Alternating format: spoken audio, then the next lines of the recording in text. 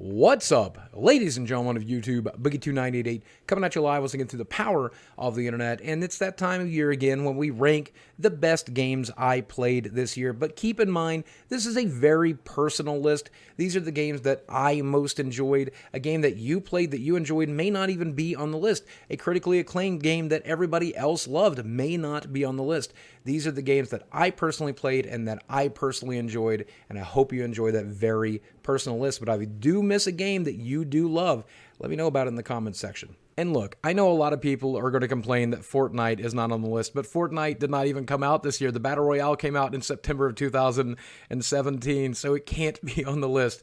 But I did just want to say, hey, Fortnite is a fun game. If you love that game, no harm there. Just don't get mad that it's not on the list. It's not going to be on a lot of Game of the Year's lists because it didn't come out this year. So just know that.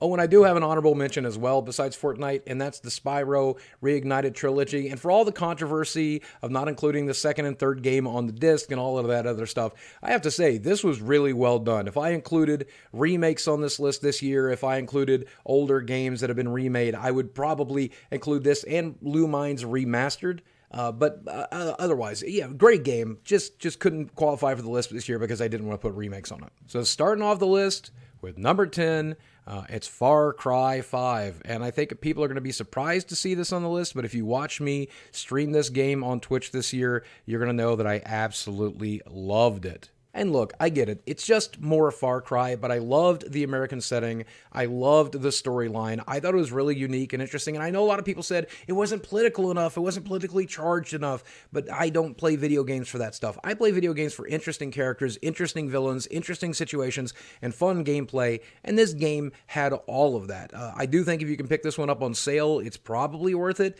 The DLC, not so much, but the base game, I easily got 20, 30 hours out of this base game, and I enjoyed every second of it, and I didn't even really dabble with the arcade mode. I just really enjoyed the story. It was a great single-player game. At number 9, I've included Celeste here, and I have to say, it is a very challenging game with multiple paths. You know, you can do the hard path or you can do the easier path. I'm glad they included the easier path. And the minor storyline there, built around just mental health, is actually really interesting. So everything about this game is just kind of good. The problem with putting this on the list is I know people are going to buy these games, and I will warn you, this is a very challenging game. Even the easier options can be very challenging, though very rewarding. Think Super Meat Boy Mega Man style difficulty. This definitely has an old school difficulty feel. You're going to get angry, you're going to get frustrated. You're probably going to love it though. At number 8, we have Dead Cells, and I will admit I would have never heard about this game without the controversy surrounding the reviews.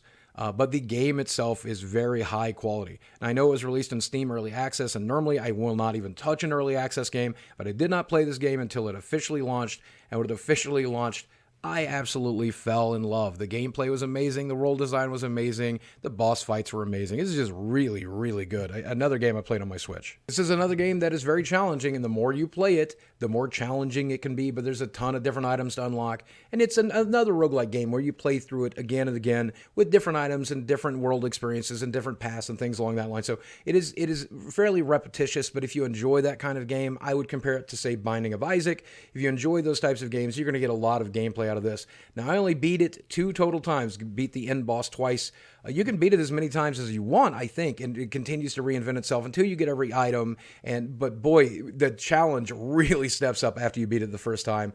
Again, it became very frustrating to me. So if you enjoy that kind of gameplay, I think you'll enjoy this. I do think the first playthrough is the best playthrough, and if you stop there, I think you'll be fine, though. Then at number 7, Forza Horizon 4, and I have to say I'm a huge fan of the Horizon series, though I do not like normal Forza, but this is probably one of the best yet. I mean, this is multiplayer arcade racing at its finest. I didn't play it until about a month after it came out, but I'm so glad I went back to pick it up so that I could include it on this list because it is so good.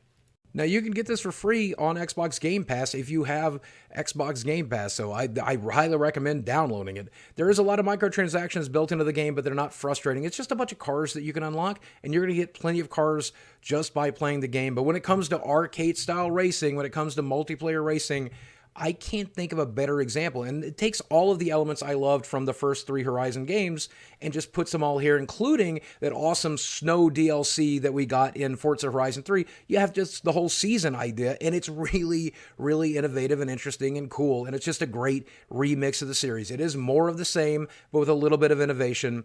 And I just, if you like arcade racers, you can't play a better one than this. At number 6, I included Detroit Become Human, and this is a great game with a great storyline, but not very good gameplay. It is very much an interactive movie, but the gameplay constitutes some fail states, obviously, and it does constitute a fair amount of choice making, and the way that you make these choices is going to vary how the game plays out and what happens to the characters that are involved in the game. So it's a game by a loose definition. Some people will call it a walking simulator. Some people will call it an interactive movie. And that is a fair accusation to be made. It's still really interesting nonetheless. One of the cool parts about this game is you don't even have to buy it and play it yourself. You can watch other people play it. And in fact, I did buy it. I did play it. And then I watched other people play it as well because I wanted to see how their gameplay and their choices affected the game differently. And it was very surprising. It was very interesting to see how other people got other endings and other choices and other outcomes. And that alone, I think this is a game that you can easily just watch because it's such an interactive movie. But I think if you don't want to play it for yourself, you should absolutely watch somebody play it. Watch a few different people play it because you'll get to see a lot of different content. And overall, the idea behind the game is very good. The story is very, very good. It's got some pretty unique turns and twists, and I just really overall enjoy the game. Graphically, it's one of the most beautiful games to come out this year, but that makes sense because it's not like you're trying to do fast action. You're just kind of doing extended cutscenes. At number 5, we have Octopath Traveler, which is a love letter to just old 8-bit or 16-bit RPG games. If this looks on the screen right now like an old school Final Fantasy game, it is meant to look like that. But it does kind of repeat the formula while innovating on it a little bit as well. And look, if you don't like turn-based JRPGs, you're not going to like this game, and I understand that some people are going to balk at this being on the list, but I love that style of gameplay. I love that old school, Persona 5, but also like old school Final Fantasy style gameplay. I just really enjoy it. And this game is grindy, so there's a ton of stuff to do, but a ton of monsters to capture, a ton of monsters to explore, 8 different classes that change the way you play the game. Then there's the job system so that you can dual class, and then there's the interesting storylines based on all 8 of the characters. And I think that's probably the weakest point of the game, that the storylines are not always that interesting and they don't interweave or interact enough to really like bring the entire game home.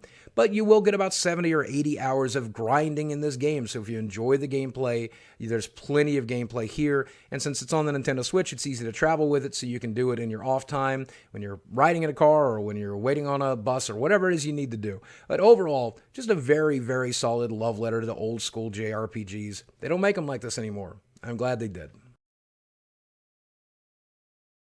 And even though it just came out at the beginning of this month, I'm still including it on the list. Super Smash Bros. Ultimate is absolutely amazing. And if you don't like Smash Brothers, you don't like fighting games, you're not going to like this. But if you do, if you've ever even dabbled with it as a party game, there's so much content here, including a stupidly giant roster with a stupid number of places to play, a lot of different game modes, including the Spirit mode, which I thought I was going to hate and I've really enjoyed.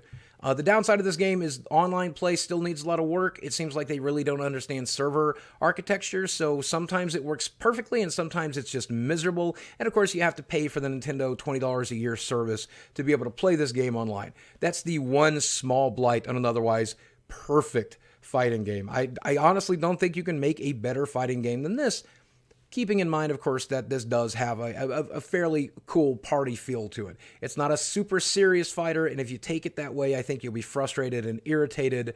You're better off playing something like Dragon Ball Fighter Z or something along that lines.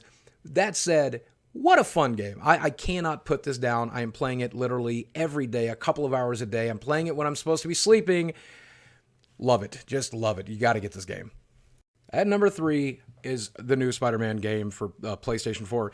And I know this game had a controversy based on, the graphics downgrade and stuff along that lines. I don't care. The graphics were absolutely gorgeous, absolutely beautiful, and the gameplay was absolutely amazing. I do know it feels a little bit like it borrows a lot from other series and other games, and there's a lot of quick time events, people who don't like that kind of thing. But as a Spider-Man story game, it is very good. The combat is fun, the city to explore is fun, just everything about it is fun. I still need to go back and play the DLC, but the base game, I played it in its entirety.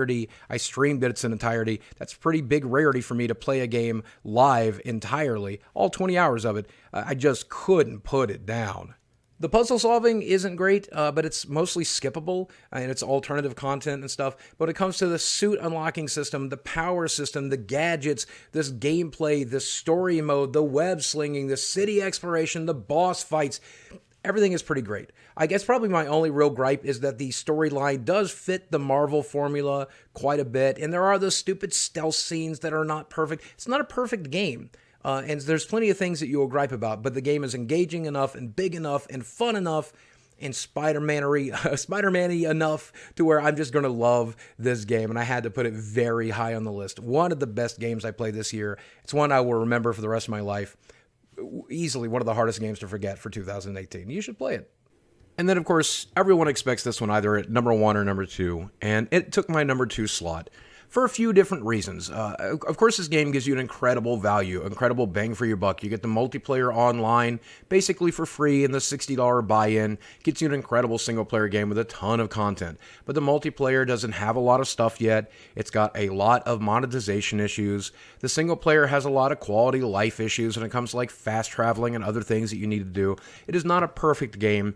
That doesn't keep it from being one of the best games of all time. It doesn't keep it from being one of the best games of the year, so it certainly had to be high on my list. What an incredible storyline. And when it comes to single-player games, you just don't get single-player games like this anymore. The actual gameplay itself does leave a lot to be desired sometimes. The fast travel system is almost non-existent and fairly frustrating. It's only on consoles, so you have to play with a controller that really should be a PC version of the game. Some people are frustrated with the auto aim, and yes, it's still got that Rockstar engine feel, so it is clunky from time to time. There's a lot of like life improvement things that could be made to this game, and I hope that they do them eventually. But the game is well worth putting up with those minor flaws. When it comes to the online game, it does look like it's going to be another cash grab, just like Grand Theft Auto 5 Online was, and that's kind of frustrating and kind of irritating, but there's a lot of gameplay there, including quests and storylines that you can do in the open world, which is kind of new to the formula, and I highly welcome that. Playing online is still kind of frustrating because of the survival aspects, because of the money management issues, and how difficult it is to unlock the high-end stuff. That's even before they start patching it with like seasonal content or DLC. But overall, the fact that you get the multiplayer for free along with your price of paying to play the single-player game, I think it's still well worth it. But the single-player version of this game is absolutely amazing. It's not perfect. It maybe deserved the number 1 slot, but let me explain my number 1 slot instead. God of War takes my number 1 spot.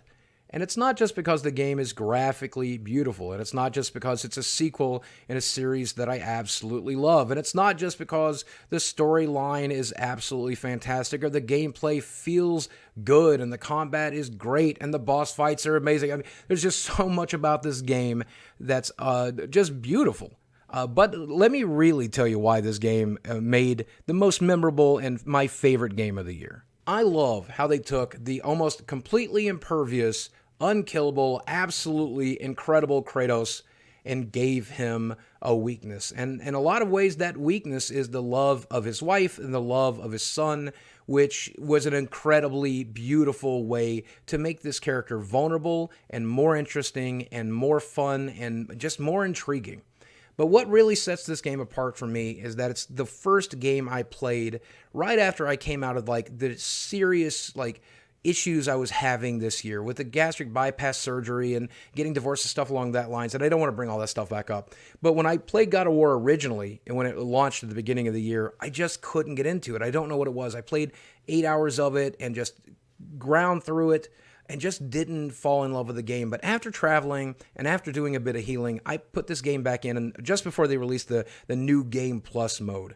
And I played through the game in its entirety again, and then even dabbled with the new Game Plus because I finally got it. I felt it. I fell in love with the kid. I fell in love with Kratos. I fell in love with the game. I fell in love with the gameplay mechanics and the world and the story and everything else. And this was the first game I played since I healed, since I started getting better. So not only is it just a high quality game and a really fun game at that, but it's a game I'm never going to forget because watching Kratos be vulnerable reminded me it was okay that I was so vulnerable, and it just really brought the entire experience home for me.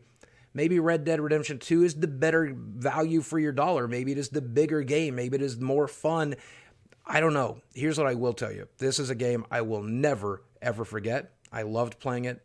I'll probably play it again just because of how good it is. So there we go. There's my top 10 games with a little bit of gameplay and a little bit of footage and a little bit of explanation as to why they are my favorite games. Now, there's plenty of games like The Messenger that did not make this list, and I will probably make a second list at some point talking about the games that did not make this list that were still plenty good and a lot of fun. And of course, you still have to look forward to the worst games of the year or the worst gaming experiences or the worst controversies. There's still plenty of top lists for you to enjoy. So if you do enjoy this type of content, do me a favor, click a subscribe on the subscription button. Hit that notification bell if you want to be one of the first people to see my videos, and rushing to these videos really helps my videos perform well here on YouTube, and I really would appreciate it if you did.